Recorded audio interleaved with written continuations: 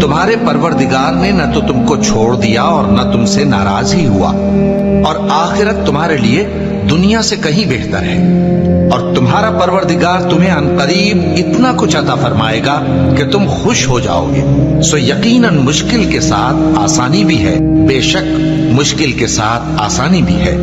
सो जब तुम फारिग हुआ करो तो इबादत में मेहनत किया करो और अपने परवरदिगार की तरफ मुतवज्जे हो जाया करो। अल्लाह किसी शख्स को उसकी ताकत से ज्यादा का जिम्मेदार नहीं बनाता। अच्छे काम करेगा तो उसको उनका फायदा मिलेगा, बुरे करेगा तो उसे उनका नुकसान पहुंचेगा। ऐ परवरदिगार, अगर हमसे भूल या चूक हो गई हो तो हमसे मुआवजा न कीजियो। ऐ परवरदिगार, हम पर ऐसा बोझ न डालियो जैसा तूने हमसे पहले लोगों पर डाला था। ऐ परवरदिगार, जितना बोझ उठाने की हम में ताकत नहीं उतना बोझ हम पर न रखियो, और ऐ परवरदिगार, हमारे गुनाहों